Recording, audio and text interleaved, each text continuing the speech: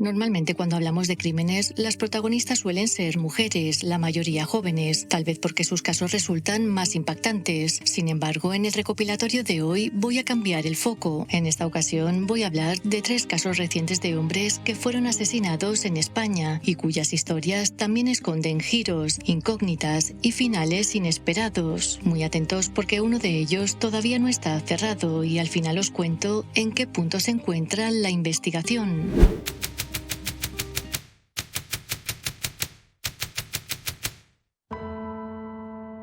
El caso de Albert Santamaría. Pero para saber cómo se llegó hasta este punto y conocer a su protagonista, nos vamos a ir atrás en el tiempo. Albert Santamaría nació hace 46 años en Santpedor, Barcelona, y desde muy joven destacó por su pasión por la música, una afición tan presente en su familia que incluso le permitió conseguir una beca. Sin embargo, con el paso de los años descubrió que su verdadera vocación estaba en ayudar a los demás. En 2005 ingresó en los bomberos de la Generalitat y comenzó una carrera que iría creciendo con el paso del tiempo. Su primer destino fue en el Parque de Prats y posteriormente trabajó en Terrassa, donde fue ganándose el respeto de sus compañeros gracias a su profesionalidad y entrega. Casi al mismo tiempo, como Albert quería seguir formándose, estudió la carrera de enfermería y una vez finalizada se convirtió en bombero sanitario, una especialización que le permitía atender médicamente a las víctimas durante las intervenciones de emergencia. Esa doble formación le permitió participar en campeonatos nacionales e internacionales relacionados con las víctimas de accidentes de tráfico, donde obtuvo varios reconocimientos.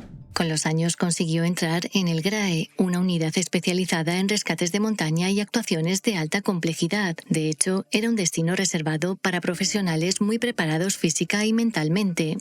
Conocido cariñosamente entre sus compañeros como Santaca, Albert era un apasionado de la montaña y también del deporte en general. Por sus redes sociales se sabe que participaba en carreras, travesías y entrenamientos de forma habitual y compartía sus rutas y aventuras al aire libre.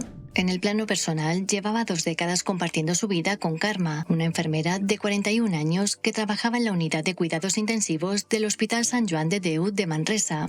Los dos residían en una urbanización de San Salvador de Guardiola y los conocidos del hombre cuentan que él hablaba de su pareja con un enorme cariño y que siempre se refería a ella como la mujer de su vida. Con todo este historial, nadie pudo predecir la tragedia. El otoño de 2025 estaba siendo especialmente emocionante en la vida de Albert, ya que apareció la resolución definitiva del proceso de promoción interna para acceder a la categoría de cabo de los bomberos de la Generalitat, y él estaba entre los candidatos seleccionados. Eso significaba que cumplía con todos los requisitos exigidos para participar en el proceso, incluyendo la titulación necesaria, la situación administrativa correcta y, sobre todo, la capacidad física funcional indispensable para ejercer el cargo. Durante semanas, el hombre preparó con ilusión las pruebas para ascender a cabo, pero todo cambió de forma repentina cuando comenzaron unos inexplicables problemas de salud. La mañana del 16 de enero de 2026, Albert salió de su casa para dirigirse a su puesto de trabajo y durante el trayecto comenzó a sentirse extraño. Parece ser que tenía muchísimo sueño, estaba completamente desorientado y sentía que estaba perdiendo la conciencia, tanto que comenzó a hacer eses con el coche. Finalmente, con un enorme esfuerzo, consiguió detener el vehículo en una rotonda y llamó al 112. Cuando los sanitarios llegaron, confirmaron que no había consumido alcohol, así que fue trasladado a un hospital donde le sometieron a varias pruebas médicas. Según varios medios, allí le hicieron un TAC craneal, una punción lumbar y diferentes análisis para intentar descubrir el origen de aquel extraño cuadro clínico. Como los síntomas continuaban, decidieron trasladarlo al Hospital Sant Joan de Déu de Manresa, que era su centro hospitalario de referencia, y además el mismo hospital donde trabajaba Carme, su pareja. Allí los médicos comprobaron que sufría una intensa somnolencia, desorientación, episodios de amnesia y también pérdida de memoria. Parece ser que ahí apareció el primer dato que meses después cobraría una enorme importancia, y es que los análisis detectaron benzodiazepinas en la orina. Lo cierto es que en ese momento nadie supo explicar cómo habían llegado hasta allí. Tras permanecer un día en observación y experimentar una ligera mejoría, Albert recibió el alta, aunque seguía sin encontrarse bien.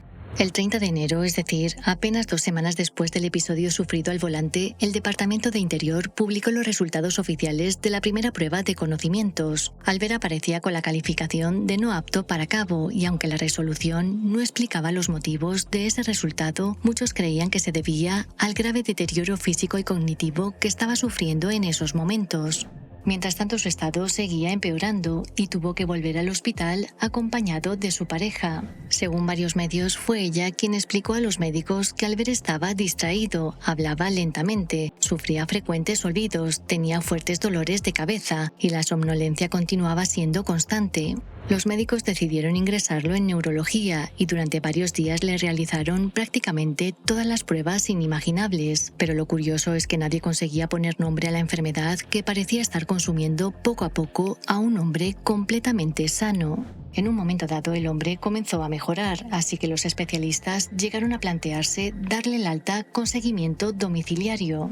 Pero antes de que eso ocurriera, sufrió una hiperglucemia de origen completamente desconocido y que volvió a desconcertar a todo el equipo médico. Es cierto que en ese momento consiguieron estabilizarlo, pero no pudo regresar a casa. La última enfermera que lo atendió escribió en su historial clínico que durante la madrugada del 9 de febrero todas sus constantes vitales eran completamente normales, pero por desgracia a primera hora de la mañana el personal sanitario que entró en la habitación descubrió que Albert ya había fallecido.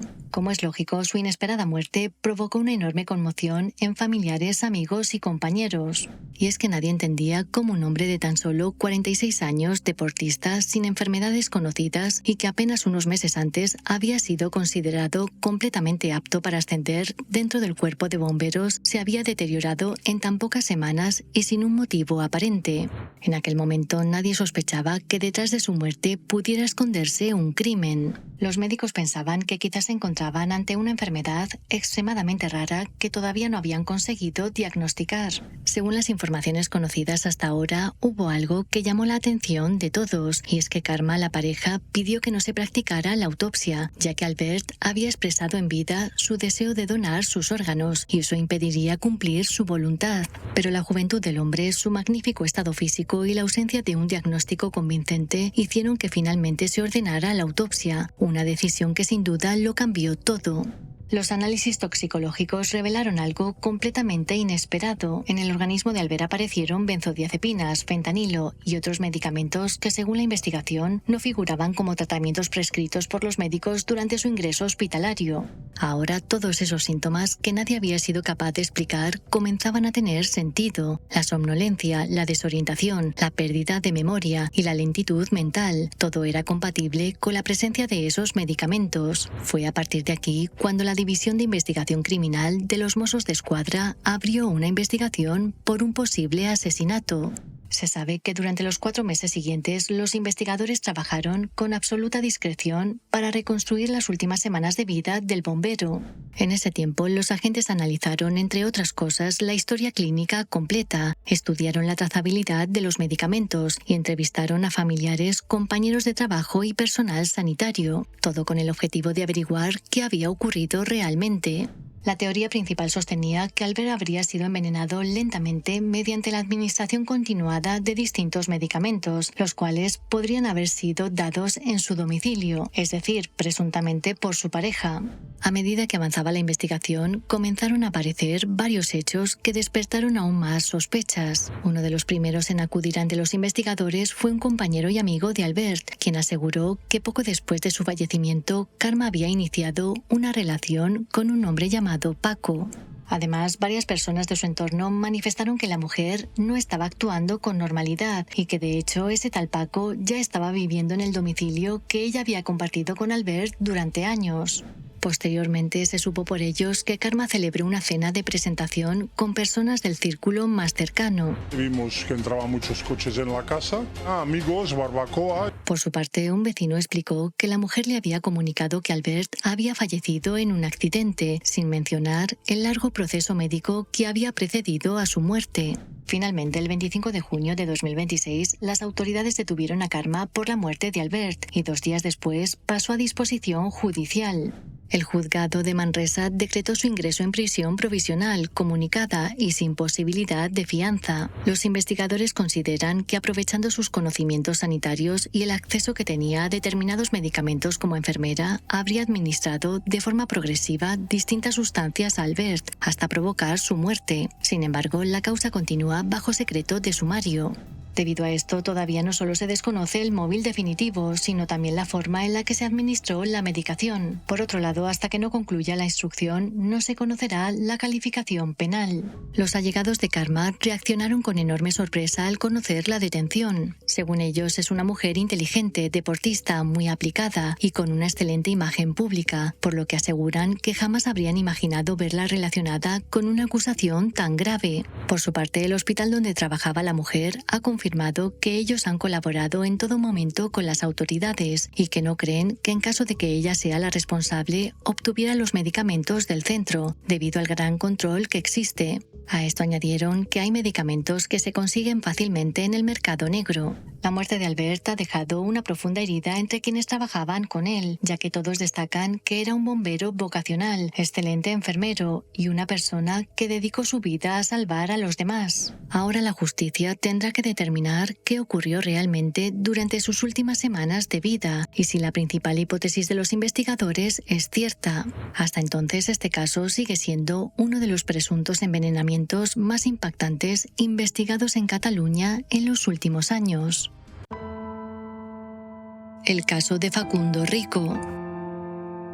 En el ambiente todavía seguía ese fuerte olor a químico que había alertado a los vecinos y que se pudo identificar como gas pimienta. De hecho, era tan fuerte que incluso provocó irritación en los ojos del propio personal de emergencias, obligándoles a ventilar la vivienda antes de que la policía científica pudiera comenzar su trabajo. Fue una vecina que dio la alarma porque escuchó unos gritos y pues llamó.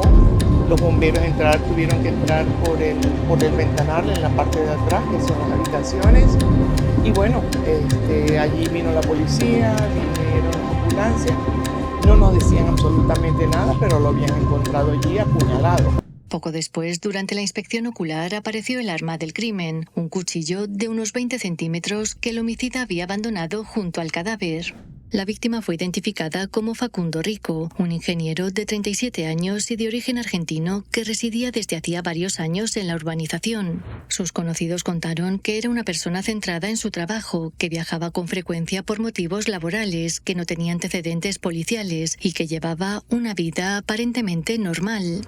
En varios medios han publicado que durante sus 11 años en España cursó 2 másters y obtuvo un doctorado en la Universidad Complutense de Madrid sobre la optimización de la limpieza de plantas fotovoltaicas, su principal campo de especialización. Por otro lado, su carrera despegó con rapidez a través de distintos empleos y sobre el último, que empezó tan solo 2 meses antes de morir, escribió lo siguiente: con muchas ganas de empezar este nuevo capítulo y afrontar los desafíos que están por venir. Precisamente su buen empleo y su elevado sueldo le permitían mantener un alto nivel de vida y una intensa actividad social.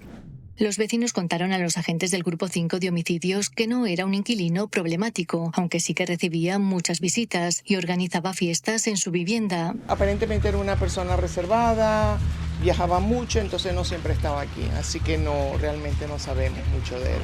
Desde el primer momento, los investigadores descartaron prácticamente la hipótesis del robo, ya que la casa no presentaba signos de haber sido forzada, ningún objeto de valor había desaparecido y el elevado número de puñaladas reflejaba una violencia claramente personal. Creo que ha sido un crimen pasional, porque tantas puñaladas no tal, pero es lo que yo pienso.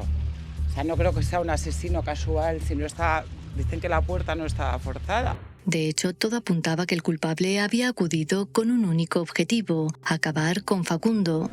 Las cámaras de vigilancia de la urbanización, los análisis de los últimos contactos de la víctima y los testimonios de los vecinos permitieron armar una cronología de lo ocurrido. Decían que era un incendio, no veíamos fuego por ninguna parte, tal. Luego ya empezaron a decir que es que había un herido, que había venido el SAMUR. Y cuando yo me estaba yendo, que me fui pronto, ya decían que habían asesinado a un señor. Todos coincidieron en un detalle fundamental, y era que un hombre vestido de negro había abandonado apresuradamente el edificio y había escapado en un coche rojo pocos minutos después de los gritos.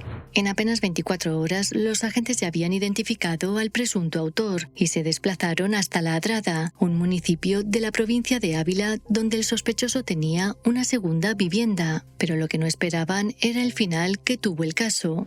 Como he dicho antes, la investigación permitió identificar rápidamente a ese sospechoso. Se trataba de Alberto Juan, un hombre de 65 años que atravesaba un complicado proceso de separación con su esposa. Los investigadores descubrieron que la mujer y Facundo se conocían porque coincidían en un gimnasio que estaba situado muy cerca de la urbanización donde ocurrió el crimen. Parece ser que no existían pruebas de que ambos mantuvieran una relación sentimental, pero Alberto estaba completamente convencido de que su esposa le era infiel con el ingeniero. Según el informe policial, la obsesión fue creciendo hasta convertir lo ocurrido en un ataque perfectamente planificado. El hombre habría estudiado los horarios de la víctima y ese 14 de julio acudió a su domicilio armado con un arma blanca y un spray de gas pimienta. Luego, aprovechando que Facundo le conocía, consiguió entrar en la urbanización sin problema. Cuando llamó al timbre, el ingeniero le abrió la puerta tranquilamente y sin motivos para desconfiar de él. El informe policial indica que los dos hombres comenzaron a discutir y que minutos después el visitante roció a la víctima con gas pimienta para incapacitarla. Acto seguido sacó el arma blanca y le hirió con ella hasta en 14 ocasiones, tanto en la espalda como en la parte frontal del cuerpo. Debido a esto, Facundo, gravemente herido, cayó en la cocina, donde quedó tendido en medio de un gran charco de sangre. Tras esto, Alberto dejó el cuchillo cerca del cuerpo y salió precipitadamente del edificio, ocultando parcialmente su identidad con una gorra y unas gafas de sol. Mientras abandonaba la urbanización, se cruzó con el portero, que ya había sido alertado por una vecina tras escuchar los gritos procedentes de la vivienda y percibir un intenso olor a químico. Pocos segundos después, Alberto subió a un coche rojo y abandonó el lugar. La reconstrucción final también permitió conocer qué ocurrió después del crimen. Nada más abandonar Madrid, Alberto condujo hasta La Adrada y regresó a la vivienda donde se encontraba su esposa. Al parecer, allí pasó varias horas y le comentó únicamente que había estado fuera realizando unas gestiones, sin revelarle lo que acababa de hacer. A las pocas horas, la policía informó a la mujer de que su marido era el principal sospechoso del asesinato de Facundo, cosa que la dejó completamente impactada. Los agentes querían saber dónde estaba el hombre, pero para su sorpresa, la mujer les dijo que se había ido de nuevo de la casa y que no tenían idea de a dónde había ido. Lo que se sabe es que a la mañana siguiente Alberto se dirigió hasta una zona conocida como la Charca de la Olla y se arrojó por un barranco, abandonando este mundo de manera voluntaria antes de que los agentes pudieran detenerlo. Cuando la policía llegó para arrestarlo, solo pudieron confirmar su muerte. Con todas las pruebas reunidas, los testimonios, la reconstrucción de los movimientos del sospechoso y la ausencia de cualquier otra línea de investigación, el Grupo 5 de Homicidios ha dado el caso como esclarecido. La conclusión final fue que Facundo habría sido asesinado por un hombre obsesionado con una supuesta relación sentimental entre él y su esposa. Un crimen motivado por los celos, cuidadosamente preparado y ejecutado con una violencia extrema que terminó dejando 2 víctimas mortales. Y así terminó uno de los crímenes más impactantes ocurridos en Madrid durante el verano de 2026. Un caso que pasó de ser un aparente asesinato sin explicación a quedar resuelto en apenas un día, y todo gracias a una rápida investigación policial. El caso de Vicent, el logopeda asesinado en Valencia, con actualización. Pero para poder valorarlo todo en conjunto, antes voy a contar todo lo que se ha publicado sobre la biografía del logopeda. Vicent tenía 32 años y había dedicado prácticamente toda su vida adulta a la logopedia. Hijo de una maestra jubilada y de un abogado, según sus conocidos, era una persona tranquila, cercana y muy implicada en su profesión. Se sabe que tras graduarse en logopedia completó un máster especializado en intervención logopédica en la Universidad de Valencia. Años después continuó ampliando su formación y en el momento de los hechos también cursaba estudios de psicología. En 2015 abrió su propio centro, la Clínica Diálogo de Logopedia y Psicología, la cual está ubicada en el barrio valenciano de Marsalenes. El establecimiento cuenta con la autorización sanitaria oficial y figura registrado en el Colegio Oficial de Logopedas. Durante años trató especialmente a niños con dificultades en el habla, trastorno del lenguaje y necesidades especiales relacionadas con el desarrollo. Muchos de sus pacientes llevaban años acudiendo a sus sesiones y, según numerosos testimonios posteriores, las familias valoraban muy positivamente su trabajo. Fuera del ámbito profesional, llevaba 3 años en una relación estable con una chica y, según su entorno más cercano, tenía planes de formar una familia en el futuro. Con esta biografía nadie podía imaginar lo que estaba a punto de ocurrir. El 15 de junio todo transcurría con normalidad en la clínica de Vicent. Entre los pacientes programados para aquella tarde se encontraba un niño de 2 años que acudió acompañado por su padre David, un joven de 24 años. Hasta aquí todo parecía normal, pero tras acudir a esa consulta, David se entregó a la policía con las manos manchadas de sangre y confesó algo inquietante. Según su testimonio, había acabado con la vida de Vicent porque vio algo que le hizo perder la cabeza. David contó, o al menos así lo han relatado los medios, que esa tarde fue con su hijo a la consulta de Vicent y que él, en un momento dado, salió a fumar. Al regresar, encontró a su hijo con los pantalones bajados y sin pañal, así que pensando que el logopeda le había hecho lo peor, le pidió a gritos las imágenes de las cámaras de vigilancia para ver qué había pasado allí dentro. Pero en la consulta no había cámaras, así que en un momento dado, David sacó de su bolsillo una navaja de 15 centímetros y le asestó al logopeda 15 puñaladas, una de las cuales acabó con su vida. Después ocurrió un episodio que más tarde adquiriría gran importancia para los investigadores. Una madre llegó a la clínica acompañada de su hijo para una cita programada y, según relató ella después, al llamar a la puerta no fue Vicent quien respondió. La mujer explicó que un hombre que parecía visiblemente alterado le abrió la puerta de la consulta y se limitó a decir que Vicent no estaba disponible. Luego cerró la puerta y ahora los investigadores creen que se trataba de David. Nada más abandonar la clínica, a eso de las 6 de la tarde, el hombre regresó a su domicilio, dejó a su hijo y luego acudió a la comisaría de la Policía Nacional de Burgasot para confesarlo todo. A partir de ese momento fue detenido y comenzó oficialmente la investigación.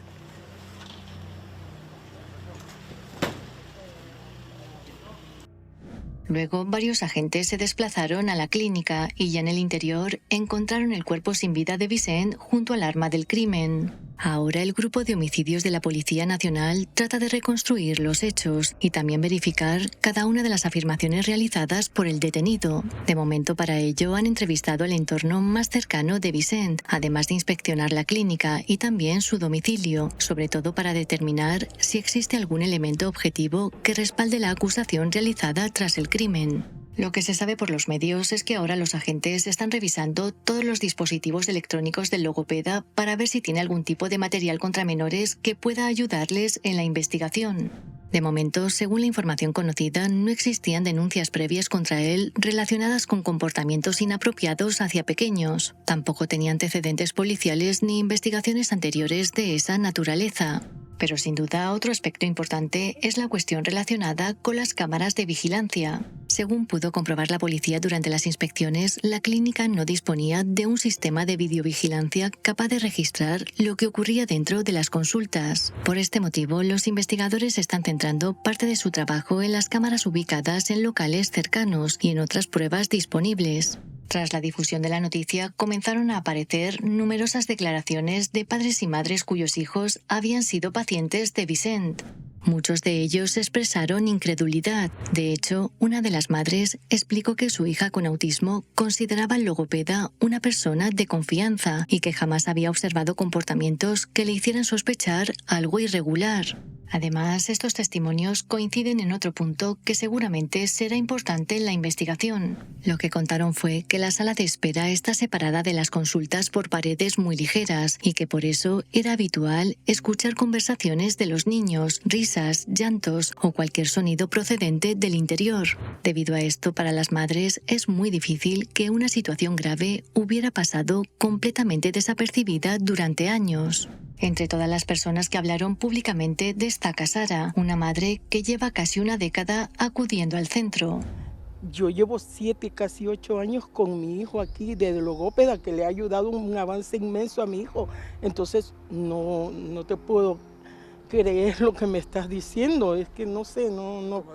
La mujer contó que su hijo comenzó las terapias en 2017 y que desde entonces acudían 2 veces a la semana a la clínica. Además, aseguró que ella siempre permanecía ahí durante las sesiones y que jamás observó nada que le hiciera desconfiar del logopeda. Yo siempre he estado en la sala de espera, nunca he estado dentro, y después que ya terminaba pues hablábamos y todo, y siempre, ¿qué tal? ¿Cómo has pasado? ¿Cómo va la cosa? Bien, Vicen, pero jamás de los jamases. Es que Vicen no es primera vez. Sara también contó que gracias al trabajo de Vicent, su hijo logró avances muy importantes en comunicación y aprendizaje. Y por otro lado, también señaló un detalle que según ella no terminaba de encajar con la versión ofrecida por David. Sara afirmó que la puerta del establecimiento se cierra automáticamente y que una vez fuera es necesario llamar al timbre para volver a entrar. Por eso no entiende la cronología de la confesión del detenido. Para terminar, la mujer pidió que la investigación avance, sobre todo para esclarecer completamente lo ocurrido.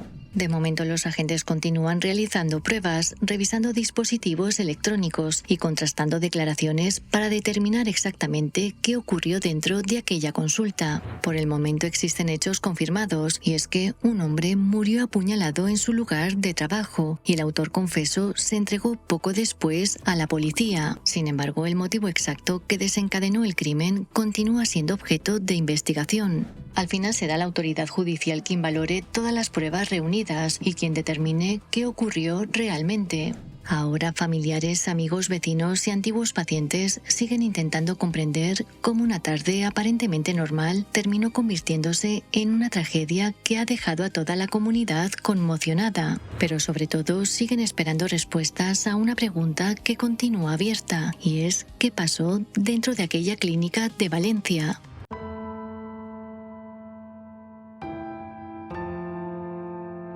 En el caso de Vicent han pasado casi 2 meses y la policía todavía no ha podido encontrar pruebas que sustenten la versión que dio el detenido para acabar con la vida del hombre.